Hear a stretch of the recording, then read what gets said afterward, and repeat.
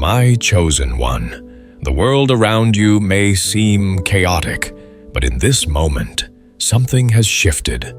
Heaven has drawn near, and I have stilled the noise so you could hear me. This is no accident. You were meant to receive this message today.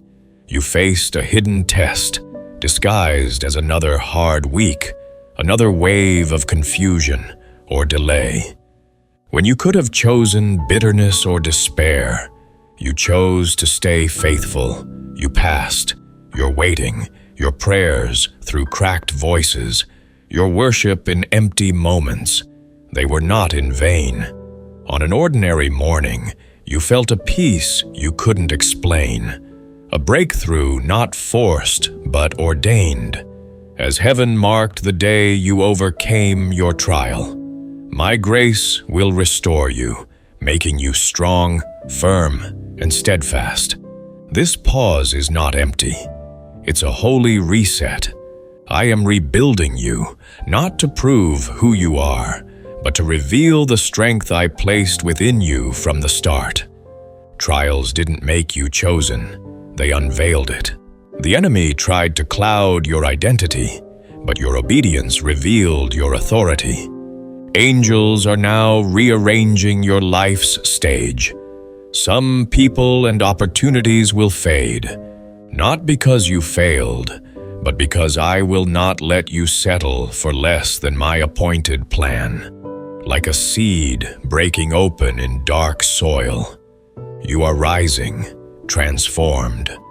The next season will have challenges, but you'll face them not as one tested, but as one entrusted, moving from survival to assignment.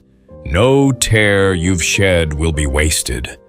If this stirs your spirit, write the number 1234 in the comments, a sign of my perfect order aligning your life. May peace guard your heart, your ears hear heaven's whisper, and your eyes see the doors I'm opening. You never knew it, but a silent trial was unfolding in the unseen realm, a final test not announced, not scheduled, not explained. There was no warning, no moment where I whispered, "This is it." Instead, it came disguised as another ordinary difficulty. That's how heaven works. Sometimes the most decisive battles of your life arrive without fanfare. This test wasn't about your comfort. It was about your alignment. It was about proving not to me, but to the cloud of witnesses watching you, that your faith was more than words and more than moments of convenience. You passed because you didn't take the bait. The enemy had set traps in sequence, like a hunter laying snares along a narrow path. Offense was one trap. Someone close to you said something cruel, and you could have taken it personally, letting bitterness root itself. Fear was another, an unexpected change that could have made you retreat. Distraction was the last. Sudden opportunities that seemed good but would have pulled you from your true calling. You stepped around each one, not perfectly, but faithfully. You chose the narrow way when the wide road was easier. That choice was not random.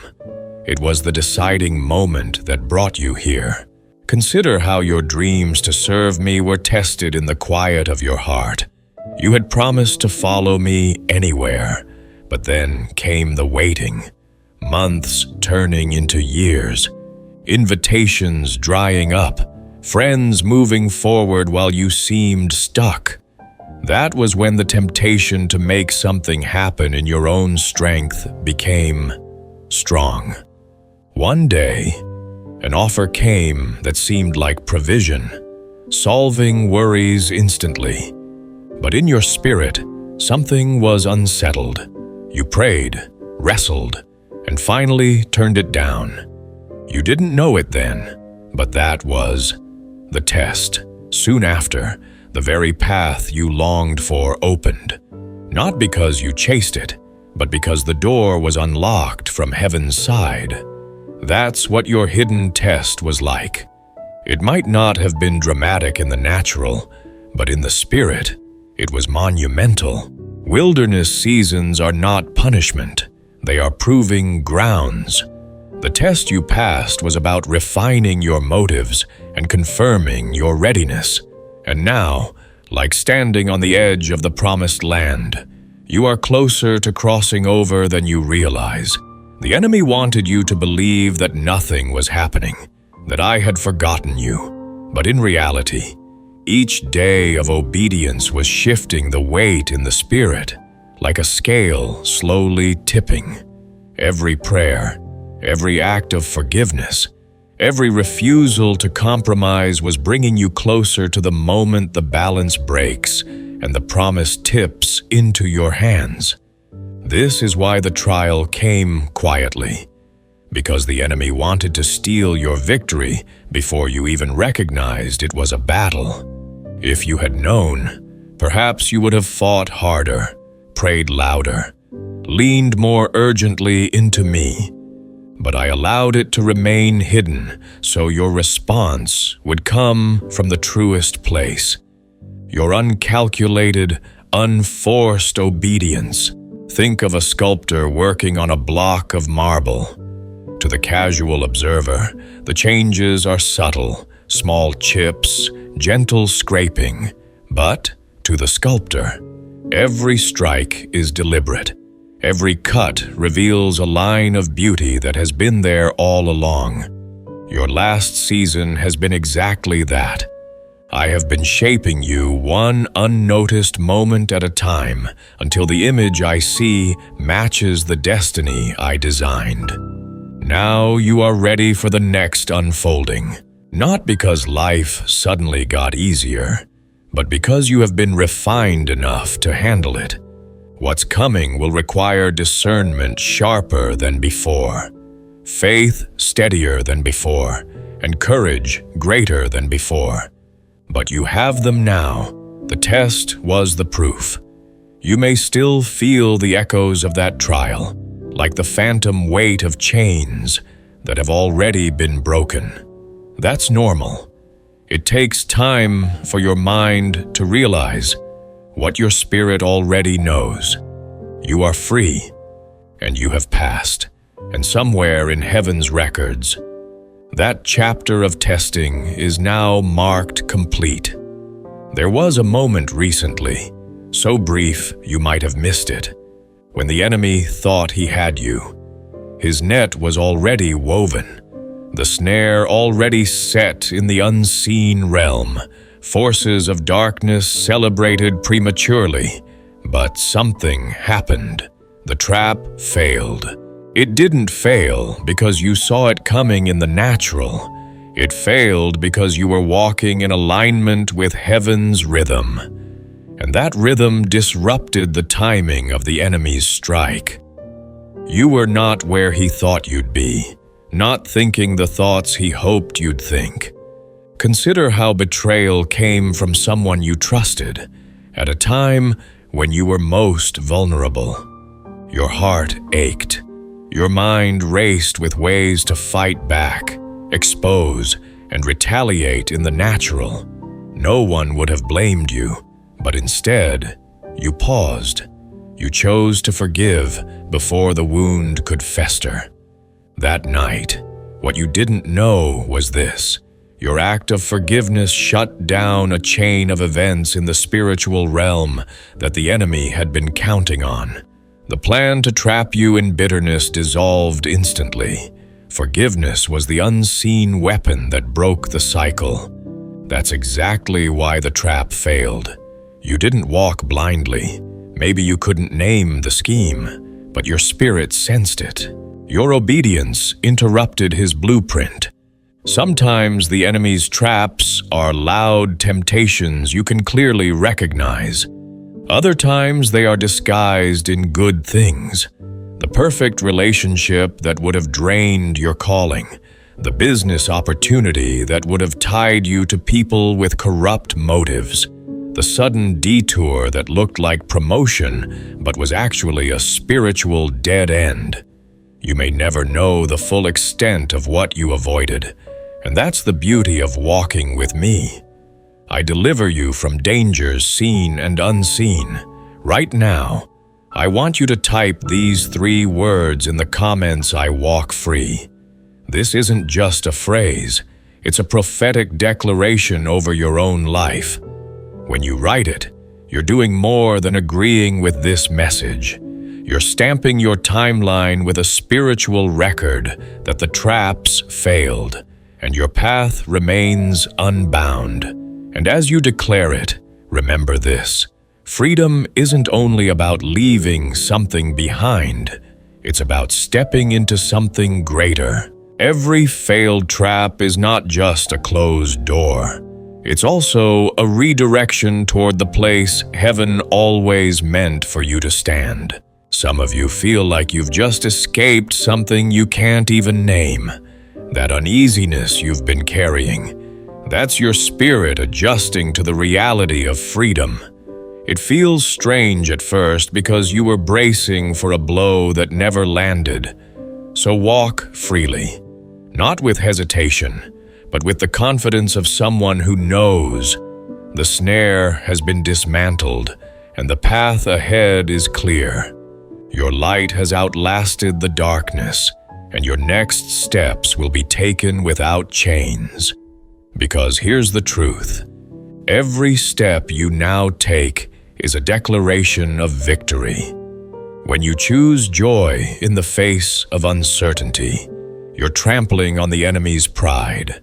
When you speak hope where others speak fear, you're dismantling the atmosphere he tried to build around you. And when you keep walking forward, even with questions, you are proving that faith is not a feeling, it's an unshakable choice. You might be tempted to look back, to analyze how close you came to falling into the trap. Don't. The wilderness doesn't deserve a post-mortem. Your focus belongs ahead, on the horizon where new instructions and opportunities are already waiting. Think of a runner breaking free from the final lap of a grueling race. The finish line doesn't just mean the end. It means the beginning of what comes next, the celebration, the rest, the renewed energy for the next challenge. That's you right now. And remember this: the trap wasn't just about stopping you. It was about silencing you. By surviving it, you have kept your voice, your influence, and your authority. Use them.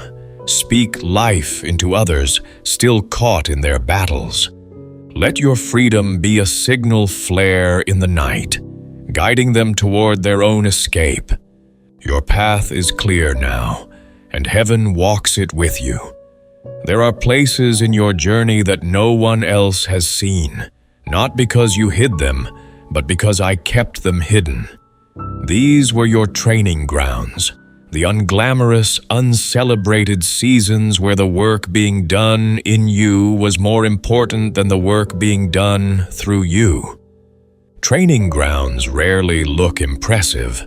Sometimes they look like failure, sometimes like obscurity, and often like delay. But in heaven's perspective, these seasons are sacred. They strip away what cannot survive in the higher places and refine what must remain unshaken when you stand there. Think of a shepherd before facing a giant enemy. The battle wasn't the first fight. It was simply the first public one. Long before recognition came, the shepherd fought wild animals alone. No crowd, no reward but survival. Those hidden victories were the real training. They were why the shepherd could stand without trembling. Your hidden training grounds have been like that. They've looked different for you. Perhaps long nights of wrestling with my voice, learning to trust me when prayers seemed unanswered, or facing one closed door after another without walking away from your calling. Consider how dreams of leading others in worship were tested in quiet spaces. I placed you in small, humble settings, with few around. Week after week, you sang to empty spaces, sometimes wondering if you'd misunderstood my calling entirely. Yet in that quiet space, you learned to lead for an audience of one. You discovered that your gift wasn't about numbers, but about obedience. Years later, when doors opened to lead before many, you carried the same posture, unmoved by applause, anchored by intimacy with me. This is the paradox of your hidden seasons. They feel small, but they are where your capacity is stretched. I use them to enlarge your reach, stretch your boundaries wide, and strengthen your foundations so you can hold the weight of what's coming. If you look closely, you'll see how deliberate this shaping has been.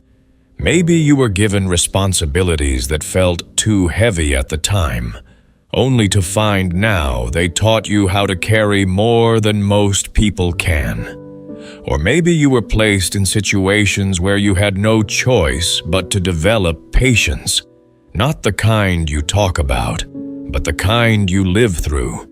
Hidden training isn't always quiet either. Sometimes it's intense, like a soldier in boot camp. I will let you face situations that push you to the edge, not to break you, but to burn away self-reliance until all that remains is trust in me. And while others may have seen only struggle in your life, heaven saw skill being forged. Every unanswered question taught you endurance. Every lonely night deepened your prayer life. Every delay in the promise anchored you in faith. This is why, when the appointed time comes, you will not be caught off guard. You'll recognize the weight of your assignment because you've already carried weight in private, and that weight will not crush you. It will confirm you. Sometimes the greatest danger is to be elevated before you are ready. Public platforms without private preparation become traps. But you, my chosen one, have been prepared where it mattered most, away from eyes that might have tried to measure you before your time. The battlefield is simply an extension of the pasture. The skills you learned in obscurity, aiming with precision, trusting me for strength, are the same skills that bring down giants. That's what your hidden training has been doing for you, transforming ordinary days into extraordinary preparation. You may not feel ready, but readiness isn't a feeling. It's a condition of the spirit. And right now, you are more ready than you think. Soon the training grounds will shift. I, who led you into the hidden places, will call you into open spaces. And when I do, you will carry the quiet authority of someone who has been tested and proven when no one was watching. And when the open spaces come, they won't intimidate you. They'll feel familiar. Because, in truth, you've already stood there in the spirit. Every unseen battle, every whispered prayer, every lonely victory was a rehearsal for the stage ahead. The public will see your strength. Heaven will know it's the strength you forged in the shadows. You may not have noticed it yet, but you carry something on your life that cannot be bought, traded, or imitated. It is the seal of heaven, an invisible mark that sets you apart. Some can sense it before you speak. Others can't explain why they're drawn to you, or conversely, why they feel threatened by you. But in the unseen, it is clear. You are marked. This seal is not a badge of superiority. It is a mark of assignment. In ancient times, kings would seal letters with wax, imprinted by their signet ring. That seal was a guarantee of authenticity and authority. It could not be forged without severe consequences. In the same way, I have placed my seal upon your life to mark you as my own and authorize you for my purposes. You've felt it in moments when you didn't quite fit in, when certain places or people could not hold you, no matter how hard you tried to blend. That was the seal speaking louder than your surroundings. And there have been times you wondered if it was a curse, if being different meant you were destined to always walk alone. But what you have is not a curse. It is proof that you've been chosen for something that can't be reduced to ordinary. That seal is more than a spiritual label. It is an active, living presence. It's why doors close when you try to walk down the wrong path. It's why you can't find peace in environments that compromise your spirit. It's why your victories often come in ways you could never orchestrate yourself. Consider how you felt like an outsider your whole life, passed over for promotions, misunderstood in your own family, and often accused of being too intense about your faith. But one night in prayer, I showed you a vision of a scroll in heaven with your name engraved, not written, engraved into it. That was the night you realized the seal on your life was not about rejection. It was about protection. Every no you'd experienced was shielding you from a future that wasn't aligned with your calling. If you think about it, the seal of heaven operates like the signature of an artist on a priceless painting. That signature confirms the work's origin and value. No one can replace it, and no counterfeit can diminish it. You, my chosen one, bear the Master's signature. And here's what's remarkable. The seal doesn't just mark you for protection. It also attracts provision. People you haven't met yet will be moved to help you. Opportunities will find you in unexpected ways, not because you manipulated your way into them, but because heaven has already authorized your access. This is why it's so important to carry yourself with the awareness of who you are. The seal means your life is not random. It means every season, even the painful ones, has purpose. And it means there is a responsibility to steward what you've been given with integrity, humility, and courage. Right now, if you know in your spirit that this seal is on your life, then walk with that awareness. Stop apologizing for the way I made you. Stop trying to shrink so others will feel comfortable. And stop doubting your worth when heaven has already declared it. I want to speak to those who have been feeling weary lately. This is the moment to let your spirit rise again. Remember whose mark you carry. This journey is not about earning your place. It's about living in the truth of the place you already have. There are moments when heaven doesn't just whisper, it declares. This is one of them. You have reached a prophetic intersection, a place where the steps you take will not only shape your future, but will also echo into the lives of those connected to you. And in this moment, there is a number being impressed upon my spirit for you. But before we speak of that number, you need to understand why this is happening now. In the realm of the spirit, there are appointed times, kairos moments, when I call my people to make a visible, decisive stand. It's not about superstition or rituals. It's about alignment. And today, you are standing in such a moment. Consider a quiet believer whose life looked uneventful, steady, unremarkable. But one day, you felt a nudge during prayer to set aside a particular day to thank me for promises not yet fulfilled. You didn't know it, But that day marked the end of a long season of delay. Soon after, the opportunity you had prayed about came knocking, not because you chased it, but because heaven had already prepared it. What changed? You acted in alignment with a divine instruction at the exact moment heaven was ready to release what was yours. That's what's happening for you right now. This isn't just encouragement, it's a command.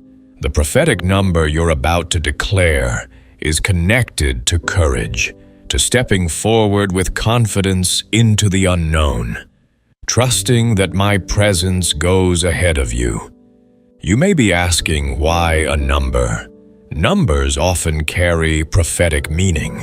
They are symbols, markers, reminders of covenant moments, just as stones were placed as a witness for generations to come. Your declaration now will stand as a witness that you chose faith over fear.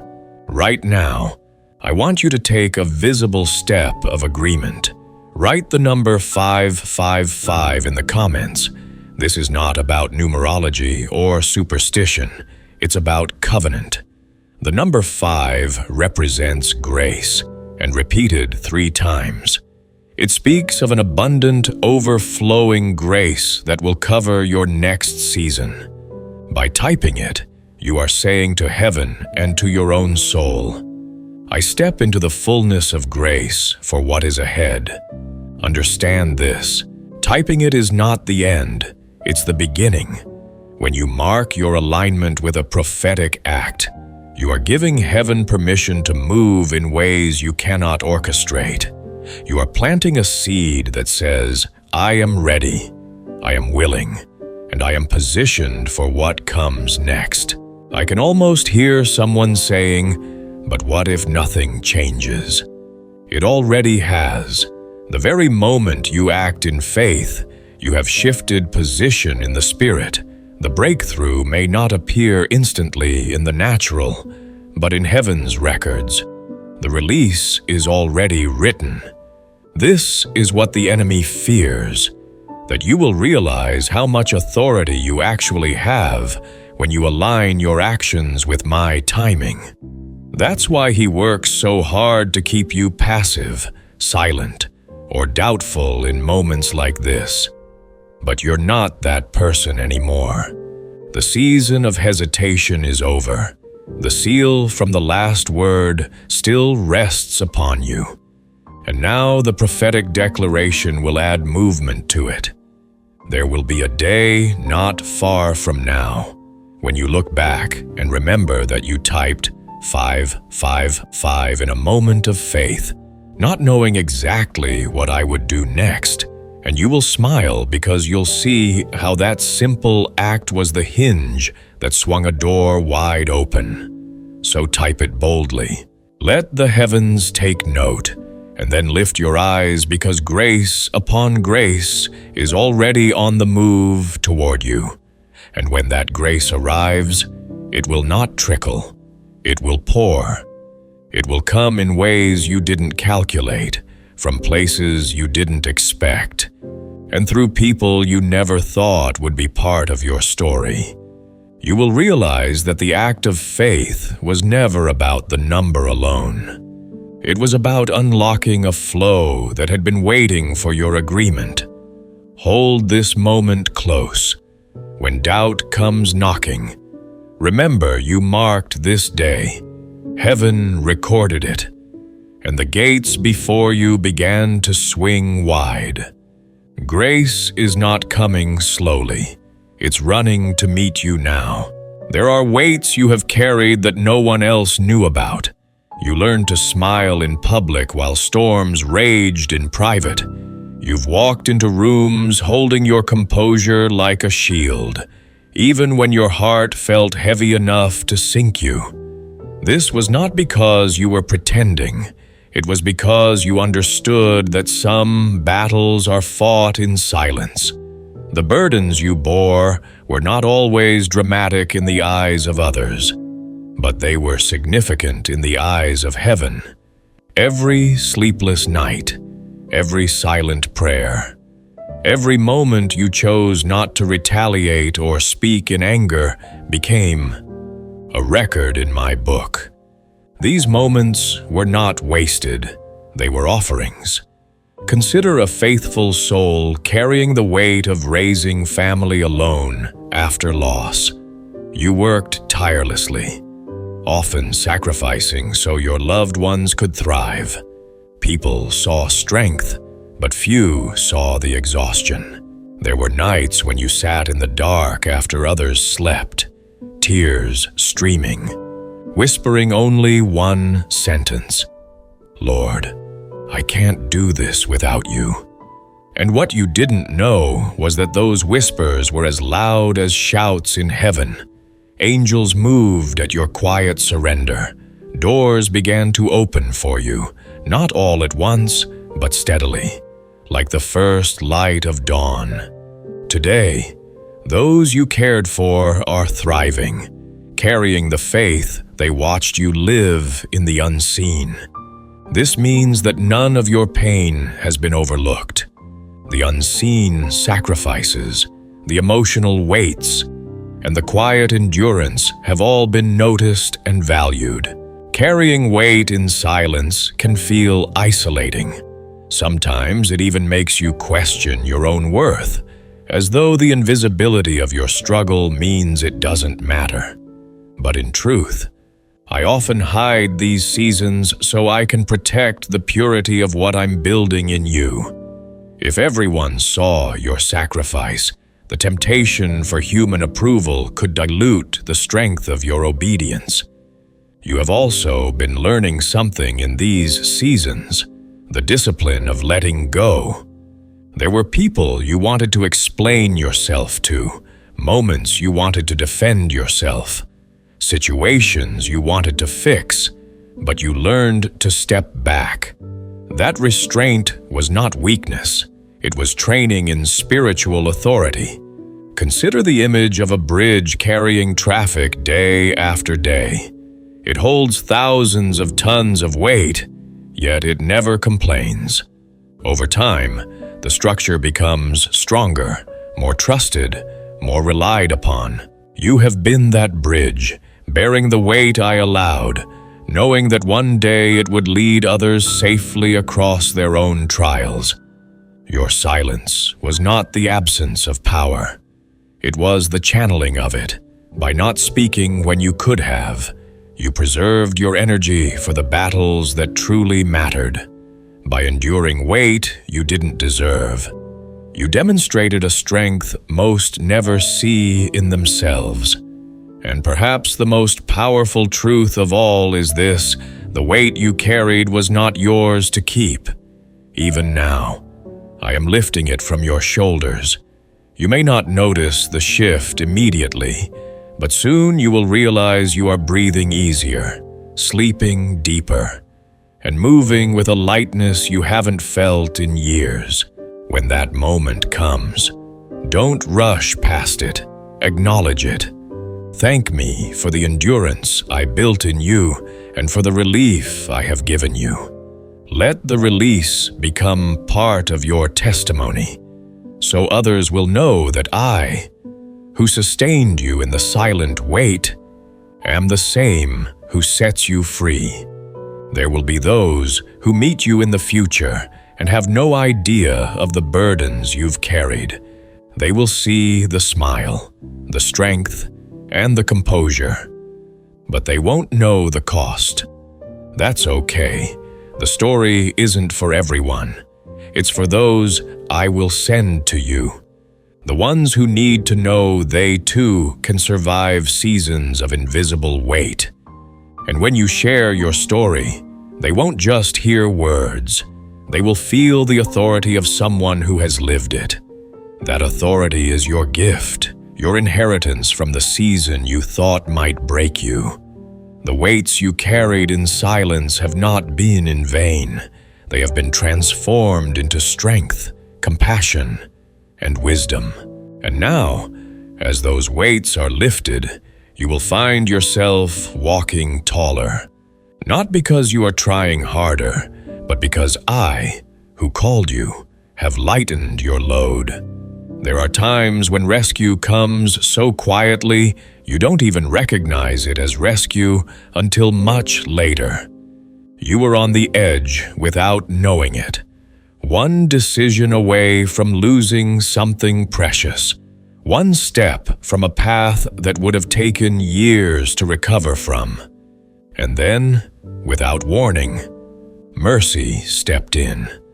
Mercy doesn't always arrive like a dramatic intervention. Sometimes it's the phone call that interrupts your plans at just the right moment. Sometimes it's the uneasy feeling that keeps you from making a commitment you later realize would have bound you.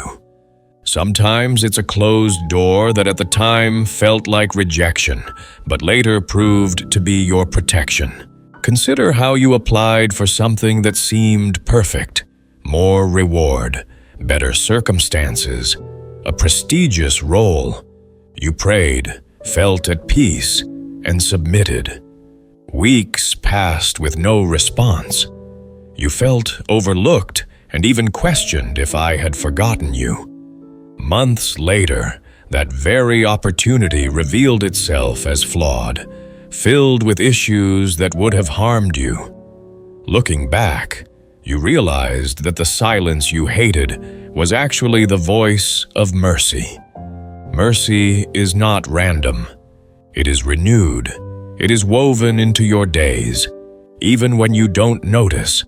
You may think you've simply been lucky to avoid certain disasters, but luck has nothing to do with it. My hand has been steering you away from destruction, often in ways you couldn't see at the time.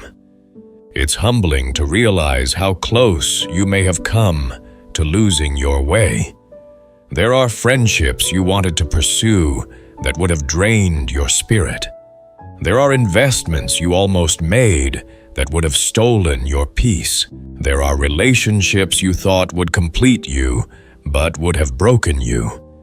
Each time, mercy intercepted. Mercy doesn't just save you from harm, it also saves you for purpose. Every time you were pulled back from the edge, it wasn't only about keeping you safe in that moment. It was about keeping you available for the assignment ahead. Think of a traveler walking toward a cliff in thick fog. They can't see the drop ahead, but someone who knows the terrain runs forward, places a barrier, and redirects their steps. The traveler may feel annoyed, even suspicious of why their path was blocked, until the fog clears and they see how close they were to disaster. That's what mercy has done for you. And here's something you need to know. Mercy doesn't just step in once. It has been stepping in over and over, in ways you've recognized and in ways you never will until eternity. In the moments you thought you were being delayed, you were being protected. In the seasons you thought you were being overlooked, you were being preserved. In the times you thought you had lost something valuable, you were actually being positioned for something better. There is also another side to mercy: discipline. Sometimes my mercy is disguised as a correction that keeps you from going too far in the wrong direction. It may sting in the moment, but it's designed to save you from a deeper wound later. Consider a season when every plan you tried seemed to fail. You were frustrated, confused, even angry at me. But years later, you saw the pattern. Every closed door had kept you out of situations that would have taken you far from your calling. What you once resented, you now praise me for. That's how mercy works. It's often recognized best in hindsight. Mercy is not only an act, it is a presence. It walks with you into places you are meant to go and blocks you from places you are not. It speaks in the quiet nudge, the unanswered prayer, the sudden change of circumstances. And right now, it is still active in your life. You may be asking me for something with all your heart, but if it isn't aligned with what will bring life and peace, mercy will intervene. That's not punishment. It's love in its purest form. So as you move forward, don't just thank me for the blessings you can see. Thank me for the dangers you never met, the losses that saved you, and the closed doors that kept you. These are the fingerprints of mercy, and they are all over your story. There comes a point in every journey when the decision can no longer remain private. You've carried your calling quietly, nurtured it in hidden places, and walked it out when few believed in you. But now, heaven is asking for a public yes. This isn't about impressing people or proving your worth. It's about crossing a line in the spirit. When you openly declare your choice, you anchor yourself to it. You tell your soul, your circumstances, and every watching spirit, both light and dark, that you are committed to the road I have set before you. Consider how you wrestled for years with whether to fully step into serving others. You were skilled, respected in your profession, and comfortable. Leaving it behind for the uncertainty of a calling felt risky. But there came a day when you couldn't ignore the pull any longer. At a gathering, you stood and simply said, "I will follow." Those 3 words changed everything. Within months, doors opened that had been shut for years, and resources appeared from unexpected places. Your public yes released a chain reaction in the spirit. A public choice carries weight. It transforms a private conviction into a living testimony. And when you declare it, heaven records it not as a casual statement, but as a covenant.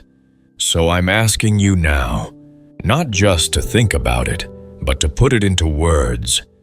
Type, "I stand firm" in the comments. This is more than a phrase, it's a prophetic statement.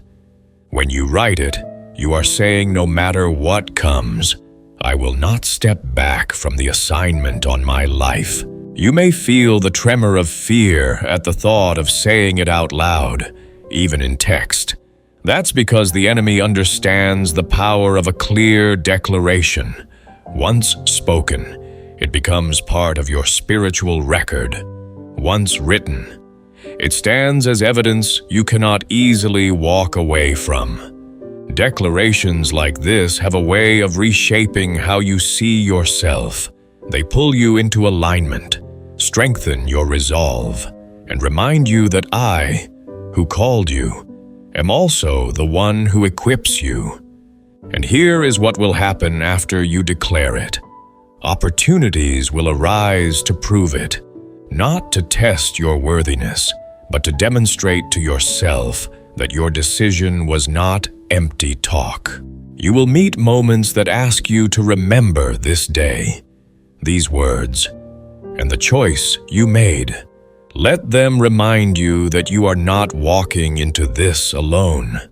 I, who heard your declaration, am the same who will walk beside you in every step to come. And every time you are tempted to retreat, remember you already said yes. You already drew the line, and heaven has already written it down. And when the days come that feel heavy, when the path ahead is foggy and your strength feels thin, you will have this moment to return to. You will remember not just the words you typed, but the conviction that fueled them. It will be like a torch in the dark, reminding you that you have already chosen your side. In spiritual battles, indecision is often the enemy's greatest weapon. If he can keep you wavering, he can keep you ineffective. But a clear stand, one you've anchored in both word and action, becomes a shield that deflects confusion. You won't need to keep questioning if you're called. You'll walk as someone who already knows. Consider how you wrote down your commitment after a time of reflection. At the time, it felt simple, almost small. But later, when your faith was under fire, you revisited that note and found your own words staring back, "I will not quit." It steadied you. It reminded you that the moment of decision was real, and you had no intention of going back. This is what your declaration does. It becomes a future anchor. And the beauty is, heaven doesn't just record the words, heaven backs them. The moment you align with me in this way, my resources, my strength, and my favor are committed to sustaining you. So when the storms come, and they will, you will not be tossed around aimlessly. You will stand firm because you have already decided, and all of heaven is standing with you. There is a reality in the spiritual realm that few talk about. Heaven keeps records. Not the kind you can erase or rewrite at will, but eternal records. Books that carry the story of your obedience, your sacrifices, and your faith. Every step you have taken toward me. Every yes you've spoken in secret. Every refusal to bow to compromise. It's all there, in the natural. We often judge success by what is visible: promotions, recognition, applause. But heaven's measurement is different. There, the value lies in obedience, not outcome. You may feel like some of your greatest acts of faith went unnoticed, but they did not. The books of heaven have been updated with your story. This means your name is not just known in heaven. It is recorded along with the proof of your devotion. Consider how you felt invisible in your service. You served faithfully for years, never in the spotlight. One night, during prayer, you sensed me say, "Every act you've done for me is written down." That realization changed you. Your work no longer felt small because you understood it was part of a much greater ledger than anything the world could offer. When heaven's records change in your favor, it's not just about recognition, it's about release. New assignments, fresh opportunities, and divine connections often come after a season of hidden obedience has been marked complete. This is the moment you are stepping into now. I want you to carry this awareness as you move forward. You are living in the reality of a spiritual promotion. It may not come with a title or a crowd's applause, but it comes with authority in the unseen realm. Doors that were locked will begin to open, and the weight you carry in the Spirit will be felt by those around you. And because moments like this are sacred, I encourage you to treat them with the same reverence heaven does. There is a moment when everything you have walked through, every test, every refining fire, every hidden season comes together into a single point of clarity. You realize you are no longer becoming.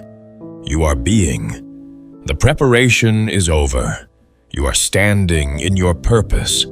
This is the hour when crowns are placed, not as decoration, but as recognition. In the ancient world, crowns were given to victors after long contests, to warriors who endured the fight and emerged standing. Spiritually, the crown is both a symbol and a reality. It speaks of authority, honor, and completion of a phase. This crown is not earned by perfection, but by perseverance. You have walked roads that would have caused many to quit. You have stood when it would have been easier to kneel, to fear, or compromise. You have believed when evidence said you should doubt.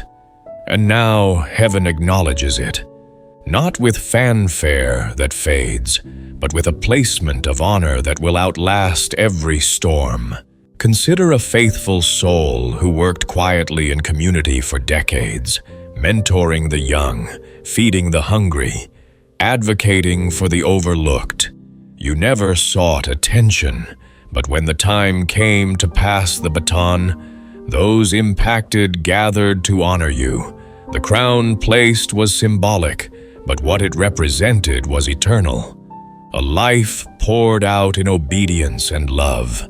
In this season, your crown is not merely for display, it is a tool. Crowns in the kingdom are not meant to be locked away. They are meant to be worn as you continue the work. Your crown signifies that you have reached a level of maturity and authority that can now be used to influence, protect, and lead others. It will also serve as a reminder in the days ahead when new challenges arise. You will remember that you have already endured worse and still prevailed.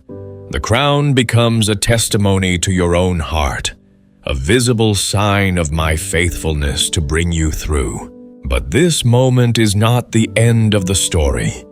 It is the beginning of a new chapter. Crowns are given at the close of one race, but they are also worn into the next. They do not mark retirement. They mark readiness for greater impact. You may find that in this season others begin to look to you differently.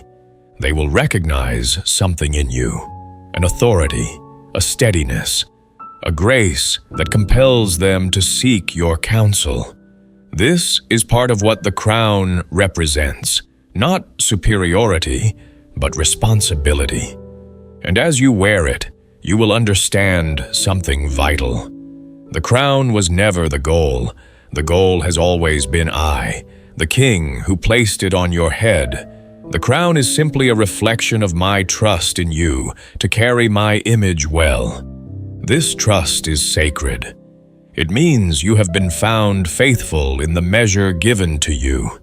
And now a greater measure is being entrusted. The journey will continue, but you will walk it with a weight of glory you have not carried before.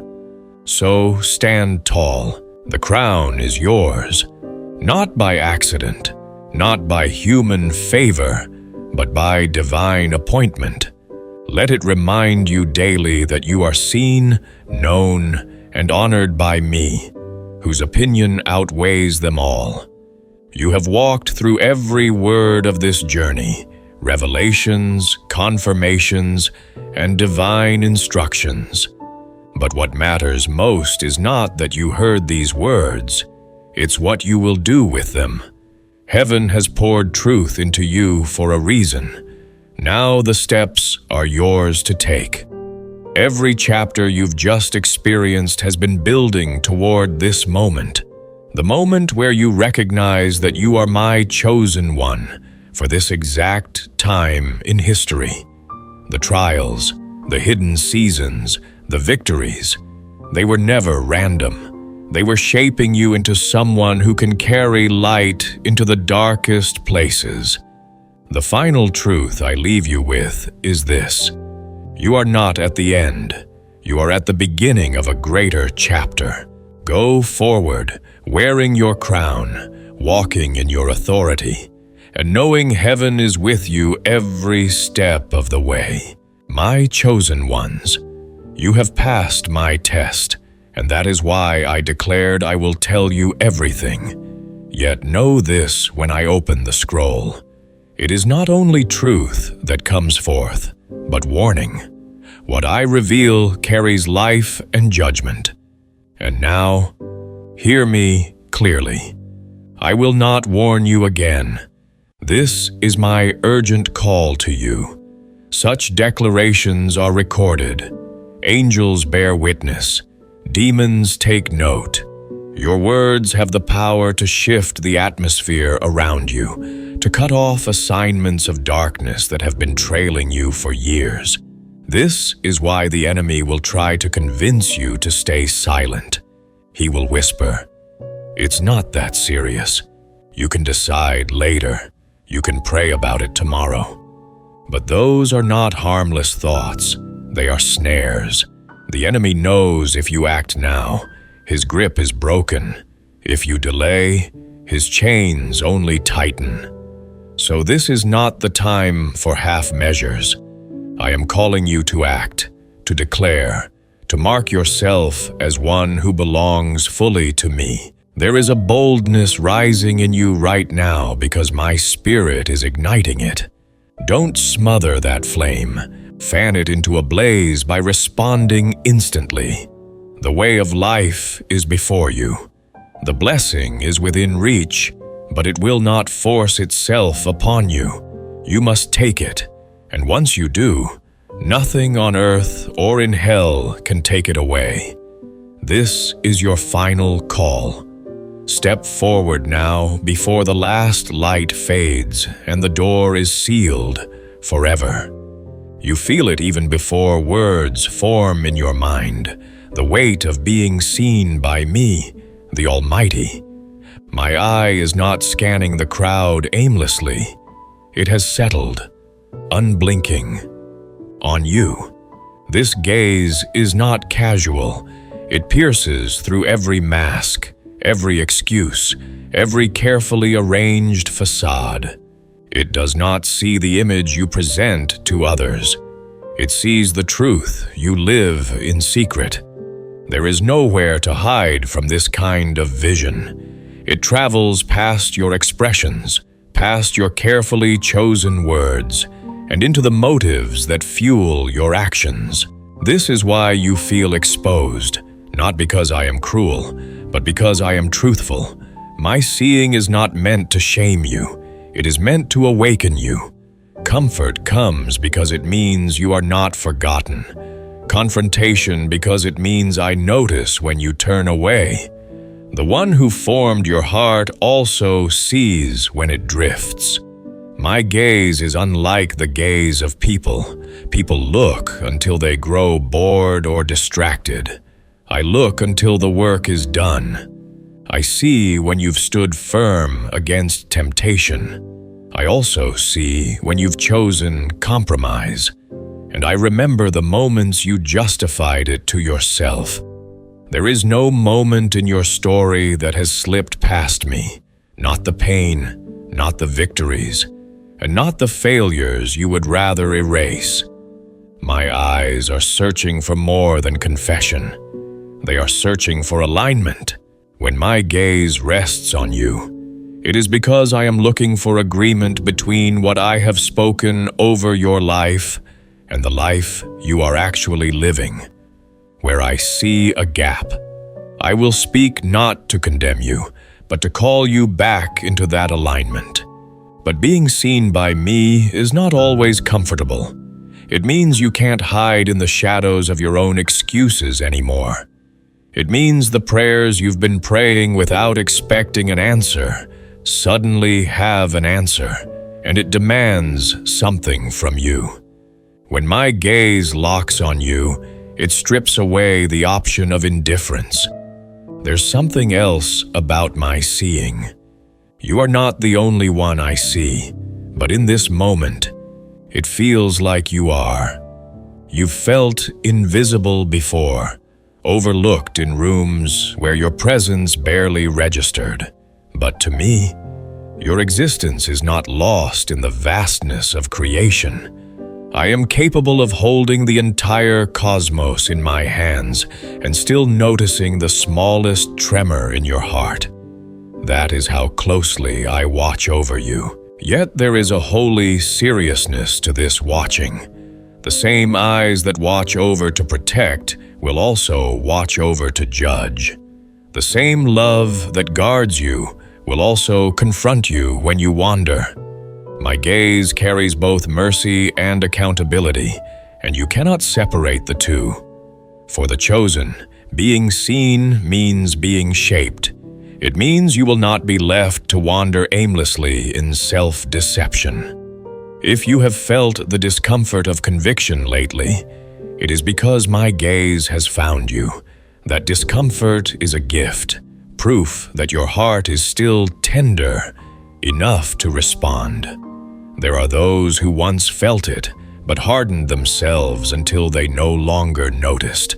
That is the most dangerous place a person can be, not in the midst of visible sin, but in the numbness where sin no longer feels like sin. You are not there. The very fact that you feel something stirring as you receive this proves that my eye is still on you, still drawing you back. In the days ahead, you will recognize my gaze in unexpected moments, in the quiet when no one is around, in the conviction that rises mid-conversation, in the sudden clarity that certain paths are no longer for you. Do not push that away. My gaze is both your safety and your summons. When my eye is upon you, you are never lost. But when my eye is upon you, you are never allowed to stay the same. This is the tension of being chosen. I who love you as you are, refuse to leave you as you are. My seeing is the first step toward your transformation. And once my gaze has found you, you cannot return to the comfort of being unseen. There is a heaviness that settles over your spirit when you begin to realize the true cost of disobedience. It is not just about missing blessings. It is about breaking alignment with me, the very one who has sustained your breath since your first cry. Disobedience is not a neutral act. It is a shift in direction, a turning of your steps toward a destination you were never meant to reach. You have felt it before, that subtle weight, that uneasy restlessness after you ignored a prompting you knew came from me. My spirit doesn't shout to condemn you, but his silence afterward can be deafening. When I speak and you hesitate, something begins to wither in the soul. What once felt vibrant becomes dull. The voice you could once hear clearly becomes a faint echo. There is a way that appears to be right, but in the end it leads to death. It is possible to walk a road convinced you are safe, all while heading straight toward ruin. This is why I warn so sharply, because the end of that road is far worse than the start ever appeared. The cost of disobedience is not paid all at once. It drains you slowly. It takes your peace first, then your discernment, then your strength to resist temptation. And by the time you realize what you've lost, the climb back feels far steeper than you imagined. But here is my mercy. If you are hearing this right now, you have not gone too far. The very warning you are receiving is proof that the road back is still open. The enemy loves delayed obedience because it eventually becomes no obedience at all. He will distract you, convince you to wait for confirmation, make you feel like you need to be more prepared before you obey. But obedience is not about being ready. It is about being willing. The moment you act on what I have said, my power meets you there. There is no safer place than the center of my will, and there is no more dangerous place than knowing my will and refusing to walk in it. Disobedience does not just slow you down, it invites storms you were never meant to face. But the opposite is also true. Obedience opens doors no human can shut. Right now, there is a shift happening inside you. You can sense the seriousness of this moment. You understand that I am not trying to take something from you, but trying to protect something in you. My warnings are proof of my love, and your obedience is the key to unlocking the future I designed for you. If this is stirring you, I want you to seal this moment with a visible declaration in the comments. Type, "I burn bridges." By doing this, you are saying to me, to yourself, and to the unseen realm that you are cutting every escape route back to the old ways. You are choosing to destroy the path of compromise, leaving no way to retreat into disobedience. When the road behind you is gone, the only direction left is forward into my will, fully, permanently, and without regret. And understand, when you burn bridges, you make it impossible for your past to call you back. This is not about pride, it is about protection. Some bridges were built by the enemy himself, designed to carry you back into cycles you fought so hard to escape. If those bridges remain, they will be used against you in moments of weakness. Destroying them is not an act of loss, it is an act of warfare. There will be voices that tell you, "Keep that bridge just in case." They will make compromise sound wise, like you're keeping your options open. But those options are nothing more than traps dressed in safety. A soldier does not keep a path open for the enemy to invade. They cut it off entirely. When you say, "I burn bridges," you are also saying, "I trust God to make a way forward, even if the old way was easier." Faith is not proven when the path is clear. It is proven when the path requires trust. And here is the truth. Once the bridges are gone, the horizon opens. You will see possibilities that were hidden when you kept glancing backward. You will step into strength you never knew you had, because forward will be the only way left to go. There are battles you have fought that no one else knows about. Conflicts waged in silence, wounds carried beneath the surface, scars that never made it to the eyes of others. These are the hidden wars. They are not fought with weapons you can see, but they have drained your strength as if they were. They have left you questioning your own endurance, your own clarity, sometimes even your own faith. I do not ignore these hidden battles. In fact, they are often the ones I am most attentive to, because they are the battlegrounds where destinies are decided. Outward conflicts can be avoided, negotiated, or delayed, but the wars of the heart and mind are relentless. They meet you in the quiet, in the night hours, in the moments when you think no one is watching. My spirit spoke through gentle whispers, and it is in that whisper that I address your hidden battles, not with the noise of the world, but with the voice that cuts deeper than noise ever could. Your hidden battles have not been random. The enemy targets the unseen places because they are the foundation of the visible. If he can unsettle your inner world, it will eventually unravel what people see on the outside.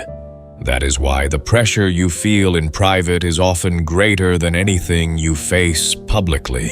Some of these battles began long before you realized they were battles. A wound from a careless word spoken in childhood, a betrayal that taught you not to trust, a disappointment that quietly rewrote your expectations of what I would or would not do. These moments planted seeds. Some of them grew into fears, others into doubts, still others into habits you now struggle to uproot.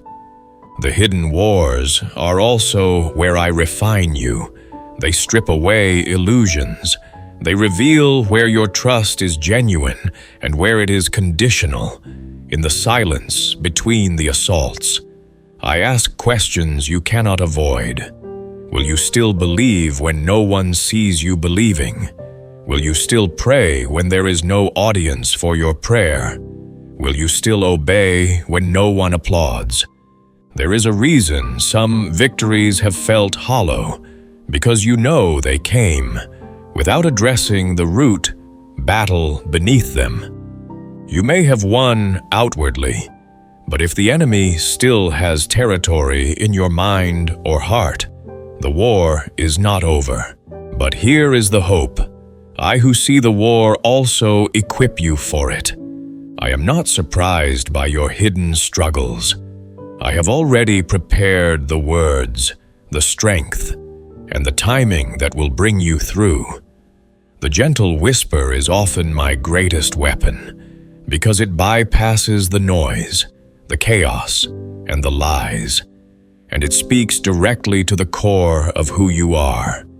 In these battles, it is tempting to measure victory only by feelings, but true victory in the hidden places is often marked by persistence, not by emotion. You may not feel triumphant, but every act of faith in the dark is a strike against the enemy's hold. Every moment you choose truth over the lies running through your mind is a small but significant win. Your hidden battles will not last forever. Some end in sudden breakthrough.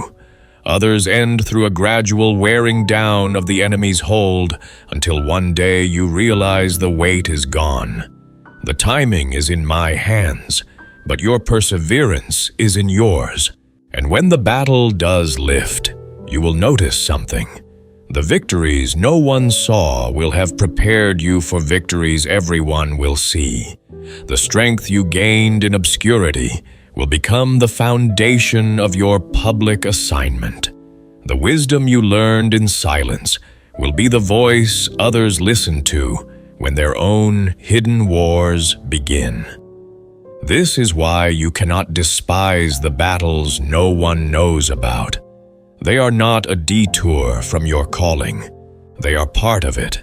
They shape you into a vessel that can carry the weight of what I am entrusting to you.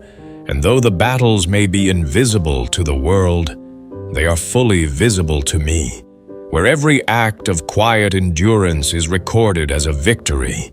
And when the day of revealing comes, your private faithfulness will shine brighter than the greatest public victories ever could. There are moments in life when hesitation is harmless, pausing before a decision, taking time to weigh your options. But there are other moments when hesitation is costly, when the delay itself becomes the doorway for loss. You are standing in one of those moments now.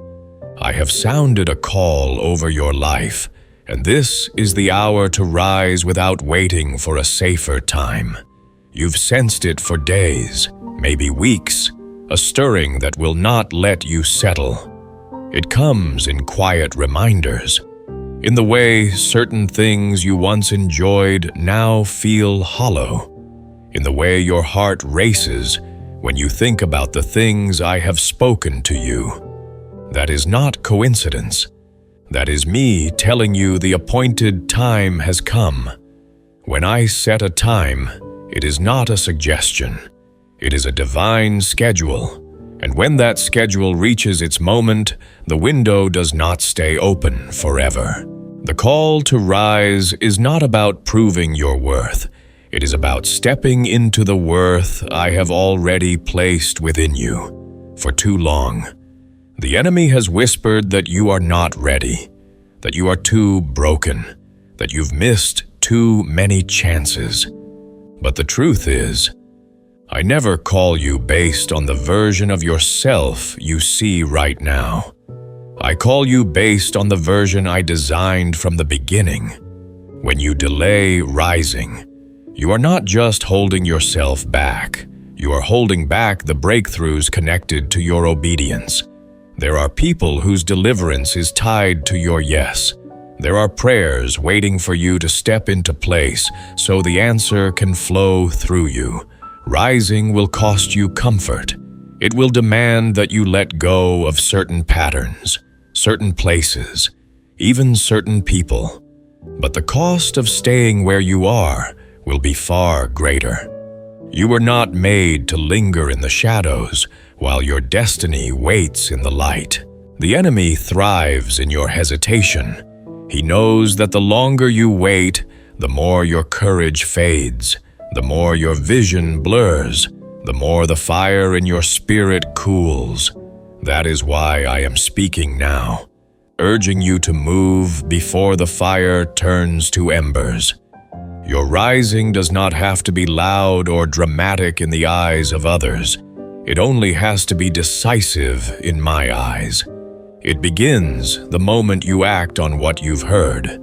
It's in the prayer you finally pray, the step you finally take, the decision you finally stop postponing.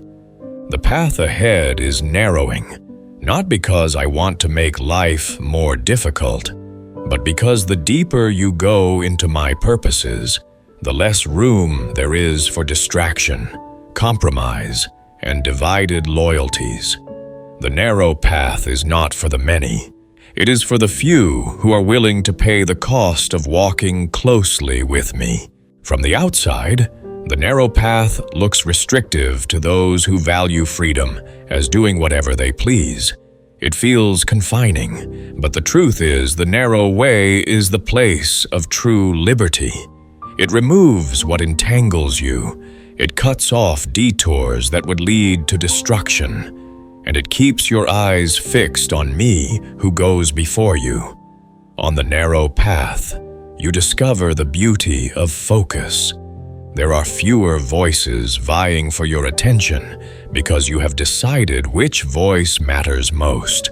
There are fewer crossroads pulling you in different directions because you have already chosen your destination. And while the path may wind upward, the clarity of its direction gives you a confidence you will never find in the chaos of the crowd. The narrow path also changes your pace. You cannot rush through it recklessly. Each step becomes intentional, measured, and aware. In this slower rhythm, you notice the details of my guidance, the subtle leading, the quiet encouragement, the gentle corrections that would be drowned out in the noise of the wide road. Yet walking this path also means facing the reality that not everyone will walk it with you. There will be moments when you look around and realize you have left behind people, places, and comforts that once defined your life. This separation is not meant to breed loneliness, but to anchor you in the truth that your ultimate companionship is with me. The narrow road is a place of refinement. The trials you face here are not punishments. They are chisels in my hands, shaping you into someone who can carry the weight of your calling. Here, pride is stripped away. Dependence on self is replaced with dependence on me, and your vision is aligned with mine. Sometimes the most challenging aspect of the narrow path is that it feels hidden. You may not have crowds cheering you on or recognition for the steps you take, but the narrow road has always been a place of hidden growth. Roots go deep here, unseen, so that when the time comes for your life to bear fruit, it will not wither under pressure. The enemy will often tempt you to step off this path, offering shortcuts that promise the same destination without the discipline. But shortcuts never lead to the same place. They may look appealing for a moment, but they are designed to pull you away from the life-giving presence that only resides along the road I have prepared. The longer you walk this way, the more you realize that its narrowness is actually protection. It keeps you from wandering into traps you cannot yet see. It forces you to trust me who knows the end from the beginning. And it assures you that every limitation here is for the sake of greater freedom ahead. When you choose the narrow road, you are not just making a choice for yourself. You are leaving a trail for others to follow. There will be those who see your steps and realize there is another way, a better way. Your faithfulness will become a living signpost pointing toward life.